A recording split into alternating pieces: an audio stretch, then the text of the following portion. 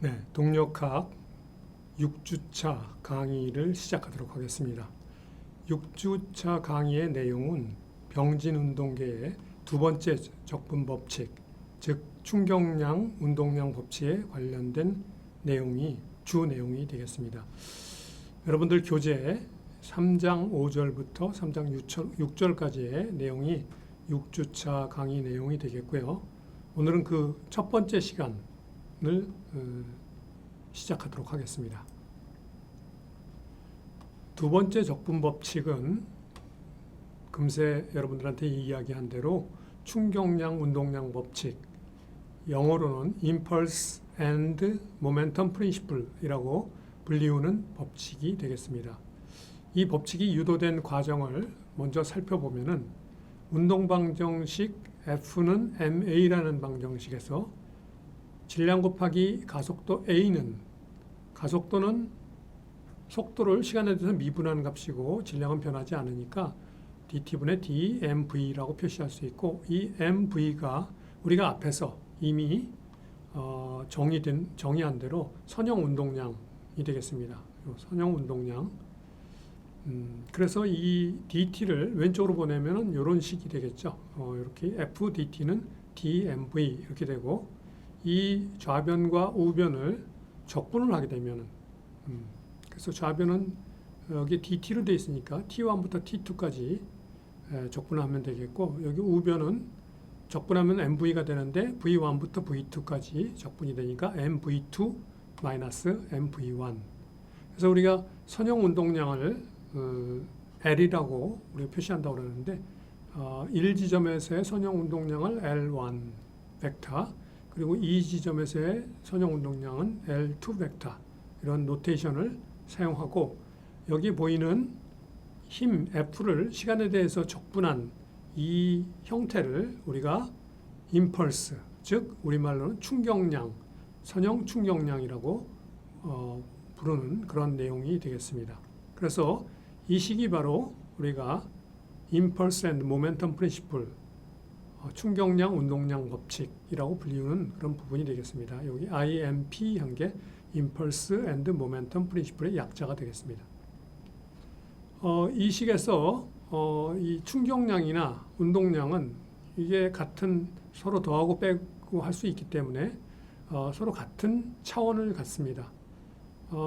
이 충격량은 힘 곱하기 시간이죠. 그러니까 뉴턴 곱하기 세크의 차원이고, 운동량은 질량 곱하기 속도, 그래서 킬로그램 곱하기 미터 퍼 세크. 근데 이 양과 이 양은 서로 같은 양이 되겠습니다. 같은 양이. 충격량, 운동량 법칙은 이 유도된 과정에서 여러분들이 볼 수 있듯이 운동 방정식으로부터 그대로 유도된 식이 되겠습니다. 그래서 이 충격량, 운동량 법칙과 운동 방정식은 서로 1대1에 동등한 그런 식이라 하는 것을 우리가 알 수가 있습니다. 이 식은 언제 그러면은 이용하면 좋은가 했을 때, 이 충격량, 운동량 법칙에는 시간이 등장하기 때문에 문제에서 시간에 관련된 정보가 주어지거나 요구되는 그런 문제일 경우에 이 법칙을 이용해서 문제를 풀이하면 효율적으로 문제를 풀이할 수 있다 하는 것을 알 수가 있습니다. 우리가 첫 번째 적분 법칙을 지난주에 다룰 때 1에너지 법칙을 다뤘습니다. 1에너지 법칙하고 모양이 아주 유사하죠. 1에너지 법칙에서는 이 왼쪽 항이 W 1에서 2, 즉 1에서 2까지 가는 동안의 일량은 K2 빼기 K1 이렇게 얘기를 했었죠. 두 번째 상태에서의 운동에너지 빼기 첫 번째 상태에서 운동에너지, 이렇게 표시를 했었는데, 여기서는 그렇게 그 형태가 워크 앤드 에너지 프린시플이라고 해서 1에너지 법칙이라고 이렇게 표시했었는데, 이 모양하고 비교해 보면 서로 아주 아주 유사한 것을 알 수 있습니다. 단지 1에너지 법칙은 스칼라 방정식이었는데 반해서 Impulse and Momentum Principle, 즉 충격량, 운동량 법칙은 벡터식이라는 걸 알 수 있고요. 원래 운동 방정식이 벡터식이었으므로 벡터식으로 얻어졌을 때 이 둘은 1대1이고, 1에너지 법칙은 운동 방정식 중에서 탄젠셜 방향 운동 방정식만 거리에 대해서 적분해서 얻은 거라고 그랬죠. 그래서 이 1에너지 법칙은 운동 방정식의 반쪽짜리에 해당한다. 이렇게 우리가 이야기한 적이 있습니다. 자, 그러면은 이 impulse and momentum principle, 즉 충격량, 운동량 법칙을 어떻게 적용하는지 문제를 통해서 한번 보도록 하겠습니다. 첫 번째 문제가 되겠습니다. 이 문제는 앞에서도 우리가 1에너지 법칙 다룰 때도 이 문제를 동일하게 다뤘었는데요. 자동차가 비탈길을 따라서 초기에 라지 V라는 속력으로 운동을 하다가 제동을 갖다가 시작해서 일정 크기의 제동을 시작해서 F라는 제동력을 받기 시작해서 얘가 점점 속력이 줄어서 이 지점에 가서 멈추는 그런 운동을 할 때 이 문제에서는 그 1에서 2까지 가는 동안 걸리는 시간을 구해라 하는 문제가 되겠습니다. 우리가 1에너지 법칙에서 이 문제를 다룰 때는 그때 1에서 2까지 가는 동안에 미끄러진 거리를 구해라 하는 문제였었죠. 그래서 그 당시에는 거리에 관련된 정보가 관련됐기 때문에 1에너지 법칙을 사용하면 좋겠다. 이렇게 우리가 이야기를 했었는데 이 문제에서는 시간을 구해라 하는 겁니다. 그래서 시간은 충격량, 운동량 법칙에서 등장하는 그런 변수가 되기 때문에 우리가 이 문제는 충격량, 운동량 법칙을 이용해서 풀이하는 게 좋겠다 하고 알 수가 있겠습니다. 자, 충격량, 운동량 법칙은 우리가 앞쪽에서 이미 다뤄졌듯이 이런 식으로 우리가 주어집니다. 그래서 1에서 2 사이의 충격량의 운동량의 차이는 바로 1에서 2까지 가는 동안에 받는 충격량과 같다 하는 거죠. 또는 1 상태에서 mv1이라는 운동량을 가지고 있었던 물체에 이 상태까지 가는 동안에 ft라는 충격량을 받게 되면은 이 상태에서는 mv2라는 운동량을 갖게 된다라고 설명할 수도 있겠습니다. 자, 그러면 이 식을 적용하기 위해서 우리가 자유물체도를 그려서 여기 나타나는 이 F, 이 물체에 작용하는 힘들을 우리가 구해봐야 되겠습니다. 그래서 이 오른쪽에 그린 그림이 이 차량, 자동차가 이렇게 운동을 한 동안에 자유물체도가 되겠습니다. 이 자동차는 지면으로부터의 수직항력과 그리고 제동력, 마찰력이죠. 그리고 자중의 중력에 의한 자중, 이렇게 세 가지의 힘을 받고 있습니다. 그런데 이 경사면을 따라서 운동을 하기 때문에 수직항력 이쪽 방향의 그 힘은 고려할 필요가 없고 이 경사면 방향, 이 그림에서는 I hat 방향이 되겠습니다. 에 작용하는 힘만을 따져보면 이게 마이너스 F가 되겠죠. 그리고 이 중력이 mg니까 mg 사인 세타, 사인 알파 빼기 F가 오른쪽으로 작용하는 힘이 되겠습니다. 그 힘을 받아가지고 결과적으로 그 힘에 의한 충격량에 의해서 운동량이 줄어들어서 초기에 MV라는 운동량을 가지고 있었던 차량이 여기서는 0의 운동량을 갖게 됩니다. 그래서 1에서 2까지 가는 동안에 받은 충격량을 이렇게 계산해 보면 이런 식으로 나타난다. 그런데 V2는 0이고 V1은 VI hat니까 I hat 방향으로만 이것을 적용하게 되면은 즉 MV는 mg sin F 빼기 mg sin 알파다 하는 것을 알 수가 있습니다. 그래서 델타 T는 F 빼기 mg sin 알파분의 MV다 하고 이 식에다 대입함으로써 V2 대입하고 V1 대입하고 이 식을 대입해서 이런 식을 얻어낼 수가 있다 하는 것을 알 수가 있겠습니다. 그래서 여러분들이 1에너지 법칙보다 사실은 충격량, 운동량 법칙이 실제로 적용하는 법을 어느 정도 연습하고 나면은 이 법칙을 적용해서 원하는 정보를 구하기가 훨씬 더 쉽다는 것을 확인할 수가 있게 됩니다. 그래서 충격량, 운동량 법칙을 더 잘 쓰는 사람이 동력학의 실력이 훨씬 뛰어난 사람이고 이것을 잘 이해하는 것이 그래서 중요한 그런 내용이 되겠습니다. 자, 그러면 다음 두 번째 문제로 또 넘어가도록 하겠습니다. 두 번째 문제는 공이 V1이라는 속도로 던져져서 배트에 맞아서 V2의 속도로 이렇게 날아가는 이런 운동을 하게 됐을 때, 이 V1과 V2의 요 벡터의 방향이 이루는 각도가 알파라고 했을 때,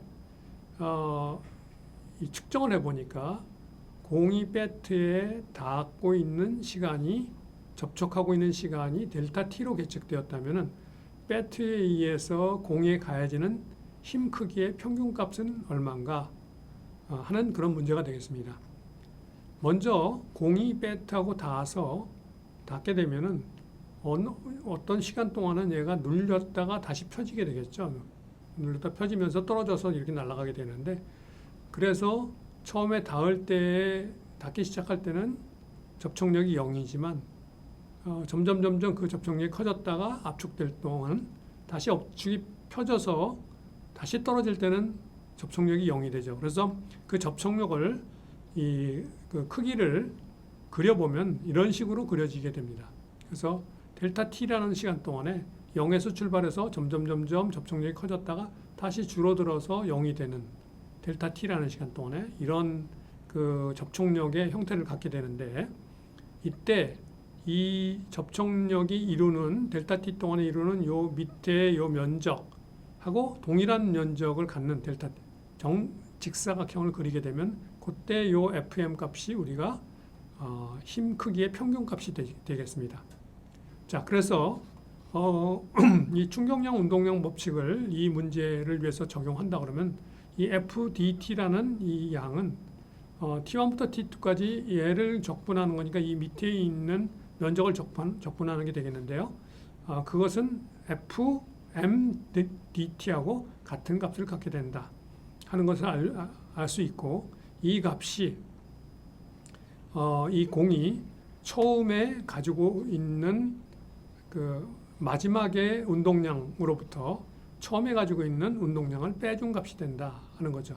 그래서 이 I 해트 방향을 오른쪽을 플러스 방향으로 잡게 되면은 이 날아가는 저거 공의 나중에 운동량은 MV2라는 이런 벡터가 되겠는데요. 그 벡터는 I 방향으로는 MV2 사인 알파, 코사인 알파, 그리고 J 방향은 MV2 사인 알파의 성분을 갖게 됩니다. 그래서 MV2 코사인 알파 I 해트 플러스 사인 알파 J 해트, 이런 그 최후의 운동량이 이렇게 되고, 최초의 운동량은 마이너스 MV1이죠.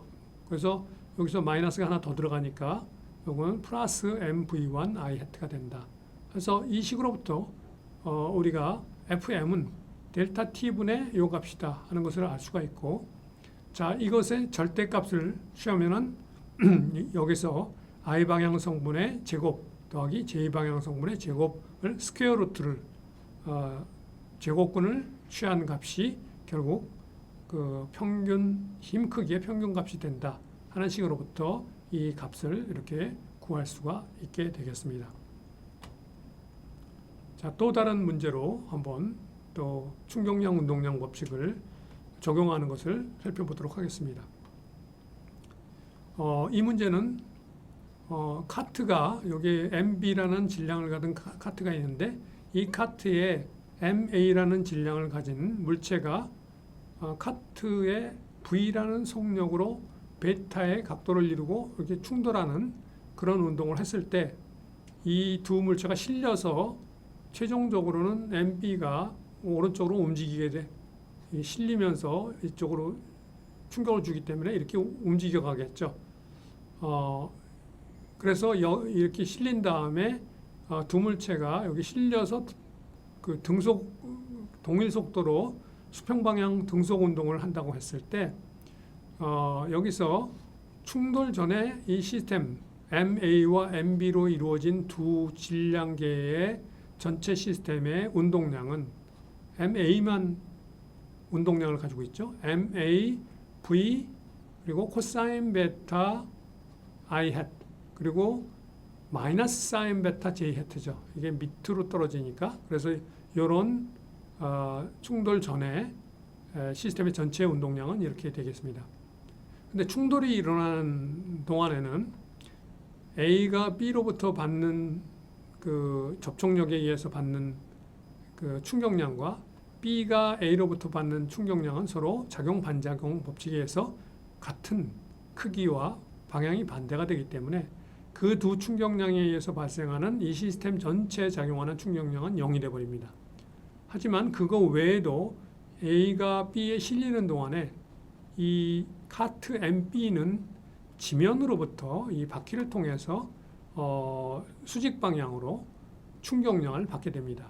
이 문제에서 이 카트는 지면으로부터 마찰이 없다고 가정했기 때문에 수평 방향으로는 아무런 힘을 받지 않기 때문에 수직 방향으로만 힘을 받게 되는데 그 충격량을 힘을 받아서 그때 발생되는 충격량을 우리가 I hat, J hat라고 이렇게 표시를 한다고 그러면은 충돌 후에는 MA 더하기 MB가 이게 두 개 실렸으니까 그 수평 방향으로 일정한 그 등속 운동을 한다고 그랬으니까 크기의 등속 운동을 한다고 그랬고 그 크기를 우리가 V 바라고 한다고 그러면은 충돌 후에 시스템 전체의 운동량은 MA 더하기 MB의 V 바의 I 해트가 되겠습니다.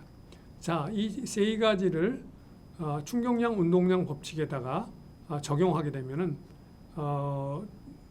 충돌 후에 이 충돌 전에 가지고 있던 운동량에다가 그 다음에 충격량을 더해주게 되면은 충돌 후에 운동량이 된다. 이런 그 내용이 되죠. 또는 이것이 충돌 후에 운동량에서 충돌 전에 운동량을 빼주면은 그것이 받은 충격량이 된다 하고 이야기할 수도 있겠습니다. 그래서 이 식으로부터 우리가 이 식이 벡터식이기 때문에 I 해트와 J 해트 방향 성분을 갖는 벡터식이기 때문에 이 식으로부터 미지수 두 가지를 구할 수가 있겠습니다. 여기 등장하는 미지수는 V 바가 미지수고 I 해트가 미지수입니다. 근데 식이 두 개니까 두 개를 다 이렇게 구할 수가 있겠죠. 그게 첫 번째 문제를 통해서 우리가 충돌 후 두 물체의 속도 V 바를 이렇게 구할 수가 있습니다. 두 번째 문제는 충돌 시 화물 A가 지면으로부터 이 지면이라기보다 이 카트의 바닥면으로부터 받는 충격량이 얼마인가 하는 그런 문제가 있겠습니다. 결국은 얘가 부딪혔을 때 이 바닥으로부터 이 카트가 받는 충격량은 I 해트가 되죠. 그래서 1번과 2번은 요 값으로 전부 구해질 수가 있게 되겠습니다. 그리고 마지막 문제는 이 충돌 과정에서 소실된 에너지 비율은 얼마인가 하는 문제가 되겠습니다. 얘가 이렇게 딱 부딪혀서 그런 운동을 한다면은 소실된 에너지는 얼마인가? 소실된 에너지는 원래 가지고 있던 운동 에너지는 2분의 1 MA의 V의 제곱이 되겠습니다. 근데 나중에 갖게 되는 운동 에너지는 2분의 1 MA 더하기 MB의 V 바의 제곱이 됩니다. 그래서 소실된 운동 에너지는 원래 가지고 있던 운동 에너지 분의 원래 가지고 있던 운동 에너지 빼기 나중에 갖게 된 운동 에너지. 그게 소실된 운동 에너지죠. 그 비율을 갖다가 우리가 계산해 보면은 앞에서 이 값들을 다 구했기 때문에 이런 값으로 구해진다는 것을 여러분들이 구할 수가 있게 되겠습니다. 그래서 이런 절차를 통해서 이런 문제를 풀 수가 있다 하는 것을 알 수가 있겠습니다. 자, 다른 문제를 또 하나 풀어보죠. 이 문제에서는 트럭이 V1이라는 초기 속도로 운행을 하고 있다가 4개 바퀴 모두를 이용해서 제동을 시작합니다. 그래서 V2라는 속도로 감속을 한다면은 이때 소요되는 최소 시간과 그때까지 걸리는 운동한 거리는 얼마인가 하는 문제가 되겠습니다. 지면과 이 트럭의 바퀴 사이의 정마찰 계수는 μs다라고 알려져 있다면은 지면하고 바퀴가 지면에서부터 미끄러지게 되면은 이 발생하는 마찰력이 μkmg가 된다고 그랬죠. 방향은 왼쪽 방향으로 받고, 그런데 미끄러지지 않으면서 최대로 받을 수 있는 마찰력은 μsmg라고 했습니다. 그러니까 μs 값이 정마찰 계수 μs 값이 동마찰 계수 μk 값보다는 항상 크다는 그런 마찰의 법칙에 알려져 있는 성질이 있기 때문에, 그래서 가장 빨리 쓰려면은 바로 이 정마찰 계수, 미끄러지지 않으면서 속력을 줄이는 게 가장 빨리 속력을 줄일 수 있는 방법이 되겠습니다. 그래서 마찰력이 마이너스 μsmg로 작용한다면은, 즉 왼쪽으로 작용한다는 거죠. 이렇게 작용하게 되면은, 그러면은 이 속력이 V1에서 V2로 줄어들 때 최소 시간에 줄어들 수 있다. 자, 이 수평 방향의 충격량, 운동량 법칙을 적용해 보면 최후의 속도 V2, 최초의 속도 V1, 그리고 최초에서부터 최후까지 발생하는 충격량, 이렇게 됐을 때 이 식에다가 최후의 속도 V2는 라지 V2, 최초의 속도 V1은 라지 V1, 그리고 이 F가 마이너스 μsmg일 때 가장 빨리 속력이 줄어든다고 했으니까, 요게 마이너스 μsmg는 컨스탄트 값이니까 그걸 적분하면 그 값 곱하기 T2 빼기 T1이 돼버리죠. T2 빼기 T1이 델타 T입니다. 그래서 이 식으로부터 우리가 델타 T는 μsg분의 V1 빼기 V2다 하는 것을 금세 구할 수가 있겠습니다. 그래서 이 문제에서 최소 시간을 구하는 건 이렇게 구하면 금세 구할 수 있다는 걸 알 수 있고요. 그 다음에 거리는 우리가 1에너지 법칙에서 구해야 된다고 그랬죠. 그래서 1에너지 법칙은 최후에 갖게 되는 운동에너지에서 최초에 갖고 있는 운동에너지를 빼준 게 이 마찰력이 한 일량이 된다. 1에서 2까지 움직이는 동안에. 그러면 마찰력이 델타 S만큼 움직이는 동안에 컨스탄트하게 이렇게 작용했으니까 마이너스 μsmg, 마찰력이 델타 S 곱한 이 값이 그 마찰력이 한 일량이 되죠. 이 식으로부터 델타 S는 이 μsg분의 V1 제곱 빼기 V2의 제곱이다 라고 알 수가 있게 된다 하는 그런 결과가 되겠습니다. 이 문제와 같이 충격량, 운동량 법칙과 1에너지 법칙이 모두 이용돼야 되는 그런 문제들도 얼마든지 여러분들에게 주어질 수가 있습니다. 그래서 시간에 관련된 정보를 구할 때는 충격량, 운동량 법칙이 사용됐고, 거리에 관련된 정보를 구할 때는 1에너지 법칙이 사용되고 있는 것을 다시 한번 확인할 수가 있겠습니다. 자, 그러면 다음 문제로 넘어가도록 하겠습니다. 자, 이제까지의 문제들은 항상 충격량, 운동량 법칙을 적용할 때 그 물체에 작용하는 힘이 항상 일정한 크기를 갖는 그런 힘을 갖는 그런 문제들만 적용했습니다.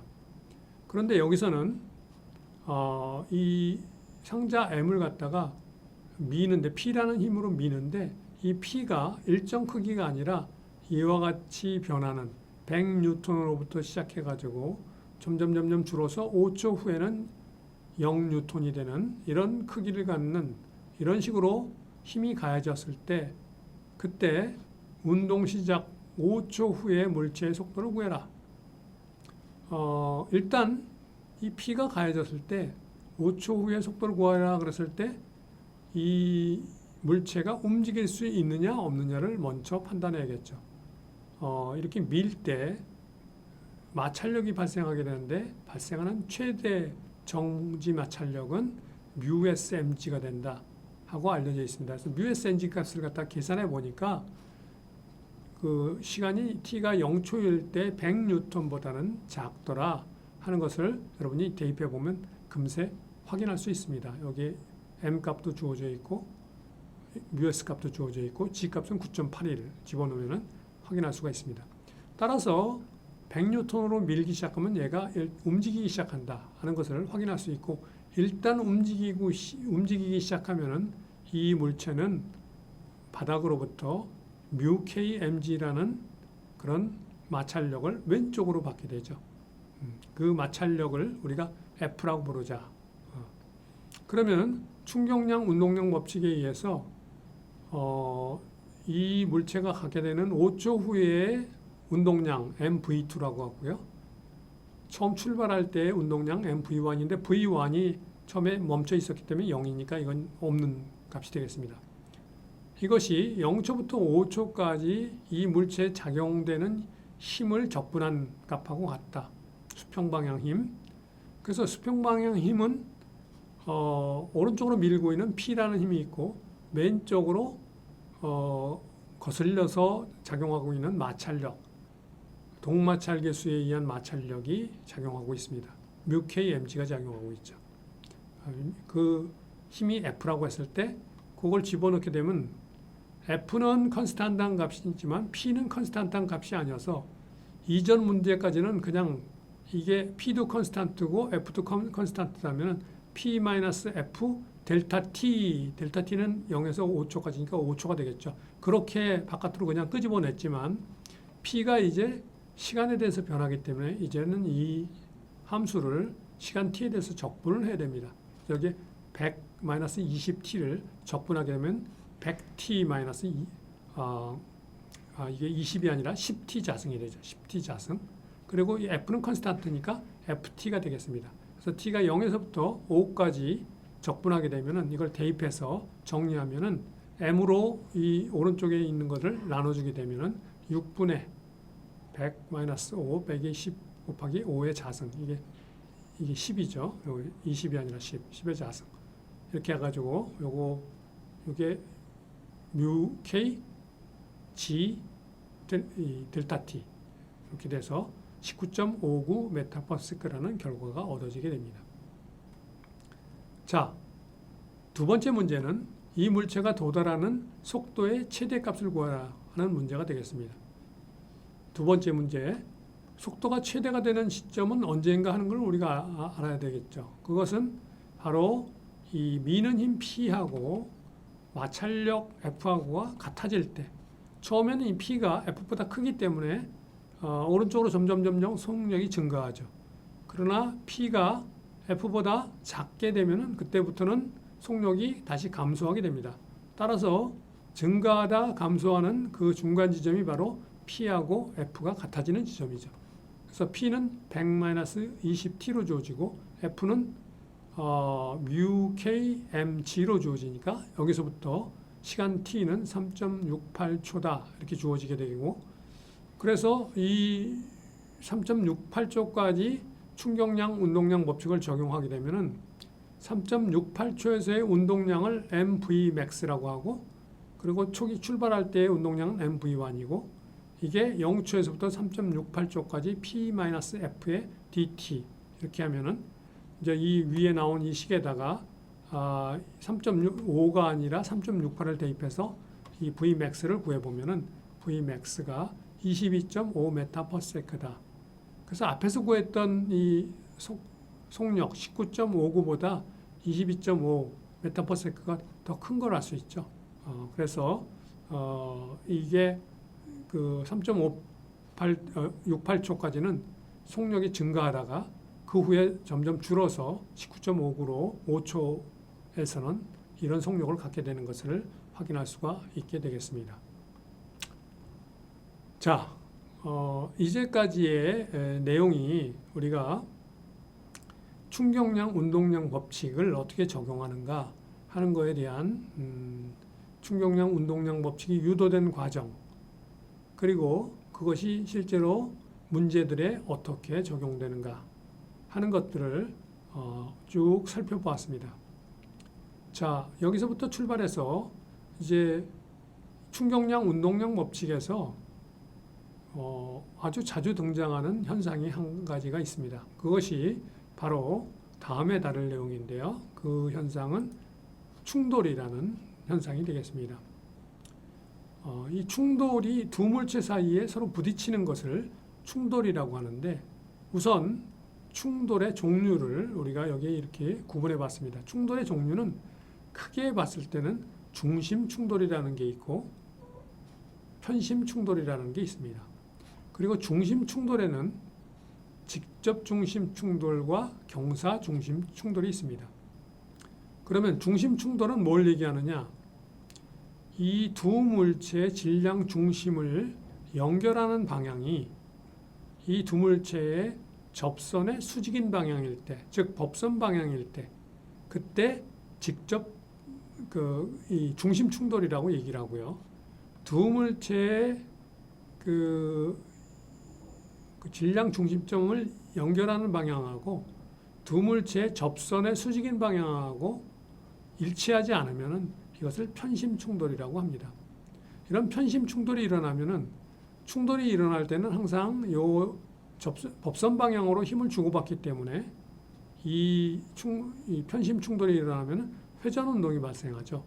그거에 반해서 이 중심 충돌이 일어날 때는 이 두 물체가 접선의 수직인 방향으로 서로 닿기 때문에 이 법선 방향으로만 힘을 주고받으니까 얘네들은 이 질량 중심점 자기들의 질량 중심점 방향으로 힘이 작용하니까 회전 운동이 발생하지 않습니다. 그래서 중심 충돌 중에는 회전 운동이 발생하지 않는다. 그런데 직접 중심 충돌이라는 것은 두 물체의 속도가 그 법선 방향으로만 가질 때를 직접 중심 충돌이라고 부릅니다. 이 경우는 이 법선 방향으로만 운동이 일어나겠죠. 그래서 1차원 운동이 발생하는 경우를 얘기하는 거고 두 물체 중에 하나라도 이 법선 방향이 아닌 방향으로 속도를 갖게 됐을 때는 충돌이 평면 운동을 하게 되겠죠. 두 방향 다 일어납니다. 법선 방향으로도 운동의 변화가 일어나고 접선 방향으로도 운동이 일어나기 때문에 이거는 2차원 운동이 되겠죠. 이럴 경우를 우리가 경사 중심 충돌이라고 부릅니다. 그래서 충돌의 종류가 이렇게 세 가지 종류가 있는데 우리가 병진 운동을 다룰 때는 회전 운동을 다루지 않기 때문에 일단 이 장에서는 이 직접 중심 충돌과 경사 중심 충돌에 대한 내용만 먼저 다루고 그 다음에 이 편심 충돌에 대해서는 회전 운동이 발생할 때 관련돼서는 나중에 회전 운동을 함께 다루는 7장에서 학습을 하게 될 예정입니다. 자, 그러면 먼저 이 중심 충돌 중에서도 1차원 충돌인 먼저 직접 중심 충돌에 대한 내용을 먼저 살펴보도록 하겠습니다. 1차원이니까 가장 간단하니까 그거부터 먼저 살펴보는 내용이 되겠습니다. 자, 두 물체가 1차원 선 위에서 서로 충돌이 일어날 때 A가 A의 속도가 VA이고 B의 속도가 VB일 때 A의 속도가 B의 속도보다 뒤에서 쫓아오면서 더 빠르게 되면 둘이 이렇게 접촉이 발생하게 되겠죠. 그래서 처음에 접촉이 발생하는 상태가 있겠고 이게 닿기 시작하면 그 다음부터는 접촉이 일어나면서 A와 B가 서로 이렇게 눌리는 그런 상태로 들어가게 됩니다. 그래서 여기서부터 여기까지 눌리는 이게 압축 단계가 되겠습니다. 이게 충분히 압축이 되게 되면 나중에는 A와 B가 서로 속력이 같아지는 V라고 같아지는 속력이 A의 속력도 V가 되고 B의 속력도 V가 되는 상태가 제일 많이 눌린 상태가 되겠고요. 그 다음에 다시 얘네들이 펴지게 되겠죠. 펴져서 다시 복원이 되는 원래 모습으로 복원되는 단계가 있겠습니다. 복원이 돼서 두 물체가 원래 상태로 이렇게 접촉 처음 시작할 때처럼 이렇게 된 다음에 그 다음에는 이 앞에 있는 물체가 속력이 더 빨라져서 이 둘이 분리가 되게 됩니다. 그래서 뒤에 있는 물체 A가 이렇게 와서 B하고 부딪혀서 압축됐다가 다시 펴져서 다시 분리되는 이런 그 단계가 직접 중심 충돌에서 일어나게 되는데 이때 이 압축 단계에서의 우리가 먼저 충격량 운동량 법칙을 적용해 보면은 이 압축 단계 닿아서 이렇게 누르고 양쪽에 누를 때 둘이 서로 눌러주는 그 힘을 J라고 하게 되면은 J라고 하면은 처음에 A에 대해서 충격량, 운동량 법칙을 적용해 보면은 A가 가지고 있는 운동량은 MAVA가 되겠습니다. MAVA가 되겠고요. 그 다음에 여기 압축하는 동안에 B로부터 A는 JDT라는 충격량을 받게 되겠죠. 그래서 최종적으로 여기서 여기 최대 압축 상태에 도달했을 때 A가 갖게 되는 운동량은 MAV가 되겠습니다. 그래서 이런 식이 하나 얻어져요. 그 다음에 A가 그 다음에는 여기서 펴지는 복원 단계에서는 출발할 때 원래 운동량은 MAV인데 그것이 펴질 때 이 B로부터 A가 받는 그 힘을 갖다가 P라고 하면은 인테그랄 PDT라는 충격량을 받게 되겠죠. 그래서 이 떨어지기 바로 직전 이 지점에서의 A의 속력은 VA 프라임이 되기 때문에 운동량은 MAVA 프라임이 됩니다. 그래서 이 복원 단계에 대해서 충격량, 운동량 법칙을 적용하면 MAV 더하기 인테그랄 PDT는 MAVA 프라임이다 하는 식이 얻어지게 되겠습니다. 자, 그런데 우리가 여기서 복원계수, 영어로는 coefficient of restitution이라고 부르는데요. 우리말로는 이 복원계수를 탄성계수, 또 어떤 그 교재에 따라서는 반발계수, 뭐 이런 그 여러 가지 그 용어로 사용되고 있습니다. 여기서는 복원계수라는 말이 영어의 원래 표현에 가장 가깝습니다. coefficient가 계수라는 뜻이고요. restitution이라는 말이 복원이라는 그런 뜻을 가지고 있기 때문에 복원계수라고 이렇게 부르고 있는데요. 용어는 어떤 용어를 사용해도 상관이 없겠습니다. 복원계수를 어떻게 정의를 하냐면은 이 압축 단계에서 받게 되는 충격량, 즉 인테그랄 JDT죠. 분의 복원 단계에서 받게 되는 충격량, 인테그랄 PDT를 갖다가 우리가 복원계수라고 정의를 합니다. 자, 그래서 요것분의 요게 복원계수이기 때문에 요거는 요거 빼기 요거죠. MAV 빼기 MAVA이고 요거는 MAVA 프라임 빼기 MAV니까 그것을 이 분자와 분모에다가 집어넣게 되면은 그것이 이렇게 정리가 되겠습니다. 그래서 요 식에다가 요 두 식을 대입하게 되면 요 식을 얻을 수 있게 된다 하는 내용이 됩니다. 그래서 이상에서 A의 충격량 운동량 법칙을 압축 단계와 복원 단계에 적용해서 이 식을 얻게 되는데 이 동일한 과정을 B에 대해서도 우리가 할 수가 있겠습니다. B가 원래 가지고 있던 운동량에다가 압축 단계에 가해지는 충격량은 B가 갖게 되는 최대 압축 상태에서의 운동량과 같다.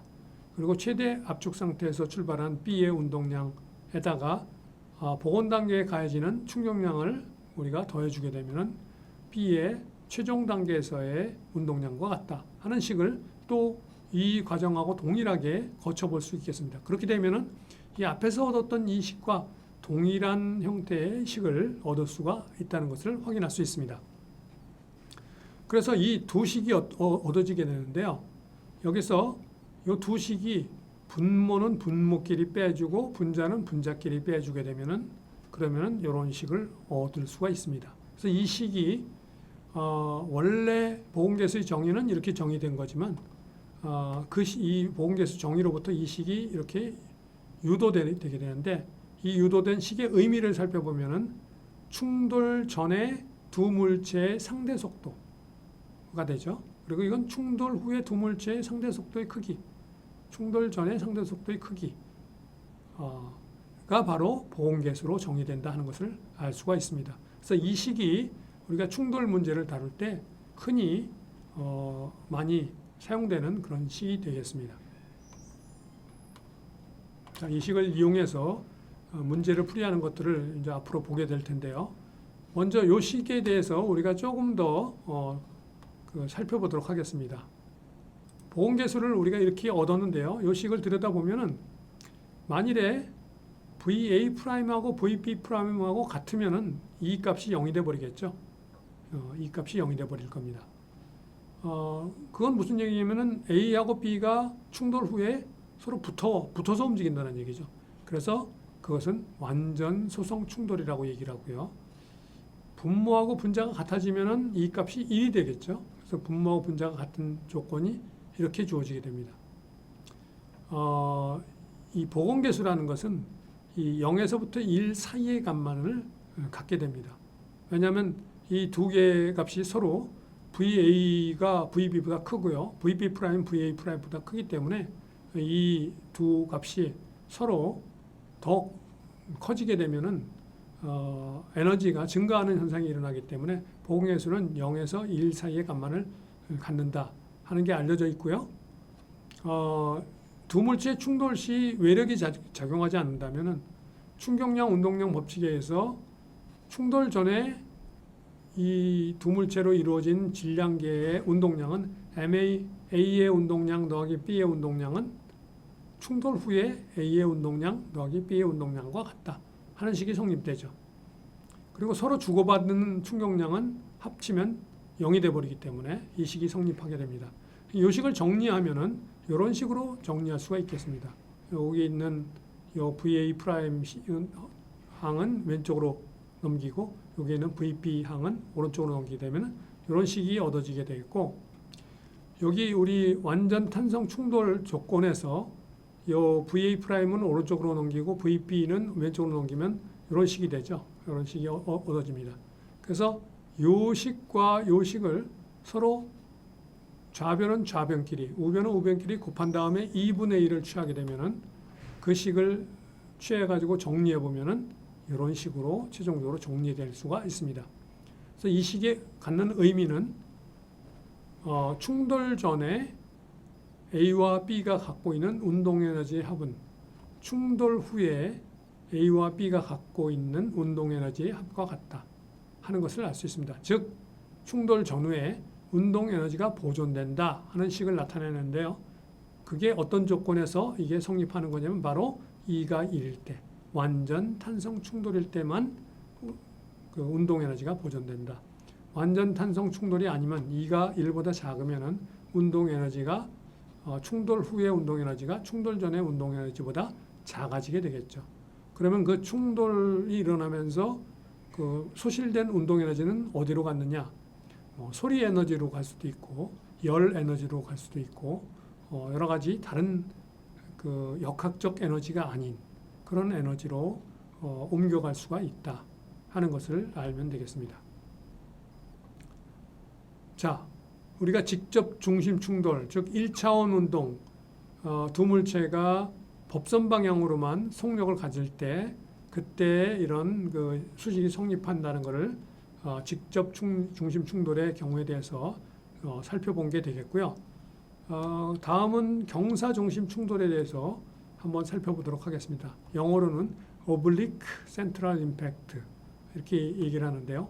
A와 B가 이렇게 처음에 이 법선 방향으로부터와 다른 가장 일반적으로 A의 속력은 VA, B의 속력은 VB 이렇게 주어졌을 때 이 접선 방향을 갖다 T 해트 방향이라고 하고 법선 방향을 N 해트 방향이라고 단위 벡터를 정하면은 이 VA와 VB는 각각 접선 방향 성분과 법선 방향 성분을 갖게 되겠습니다. 그래서 충돌 전에 A의 속도를 갖다가 VAN N 해트 더하기 VAT T 해트, 즉 법선 방향 속도 성분과 접선 방향 속도 성분, B도 법선 방향 속도 성분과 접선 방향 속도 성분으로 이렇게 나눌 수가 있고요. 그 다음에 충돌 후의 속도도 VA 프라임, VB 프라임에서 법선 방향 성분과 접선 방향 성분, B도 법선 방향과 접선 방향 성분을 각각 갖는다고 이렇게 얘기를 했을 때 충돌 시 이 두 물체 사이에 마찰력이 작용하지 않는다고 가정하면은 이쪽으로는 힘이 작용 안 하는 거죠. 법선 방향으로는 힘이 작용하기 때문에 A와 B가 탄젠셜 방향으로는 아무런 힘이 작용하지 않으니까 충격량이 탄젠셜 방향으로는 접선 방향으로는 충격량을 안 받기 때문에 이 탄젠셜 방향의 운동량은 보존된다. 즉 초기에 이 탄젠셜 A가 가지고 있는 접선 방향 운동량과 나중에 운동량이 보존된다 하는 데서부터 MAVAT가 MAVAT 프라임과 같다. 접선 방향으로는 운동량이 A의 운동량이 보존된다. B도 마찬가지로 보존된다. 운동량이 보존된다 해서부터 접선 방향으로는 A의 속도 성분이 변하지 않는다. B의 속도 성분도 변하지 않는다. 하는 이런 두 개의 식이 얻어집니다. 그리고 법선 방향으로는 이 N 해트 방향이죠. N 해트 방향으로는 앞에서 우리가 직접 중심 충돌에서 이미 다뤘듯이 이 그 법선 방향의 운동량은 A와 B가 갖는 질량계 전체의 법선 방향 운동량의 합은 충돌 전후에 변하지 않는다. 그리고 법선 방향으로의 작용하고 있는 이 보공계수는 법선 방향 상대 속도 크기, 충돌 전의 상대 속도 크기분의 충돌 후의 상대 속도 크기하고로 이렇게 계산될 수 있다 하는 식에서부터 이런 식들을 얻을 수가 있습니다. 이 식에서 우리가 만일에 초기에 접선 방향과 법선 방향 A와 B의 속도를 다 알고 있고, 그리고 우리가 보공계수를 알고 있다면은 식이 충돌 후에 그 접선 방향 속도 크기들하고, 그리고 여기서부터 이 식이 두 개가 있으니까 충돌 후에 법선 방향 그 성분의 크기들 VAN 프라임, VBN 프라임 이거를 다 구할 수 있다. 식이 두 개고 미지수가 두 개니까 다 구할 수 있다 하는 것을 알 수가 있습니다. 그래서 이 식들을 이용해서 경사 중심 충돌이 일어났을 때 충돌 후에 두 물체의 속도를 구할 수 있다 하는 내용이 되겠고요.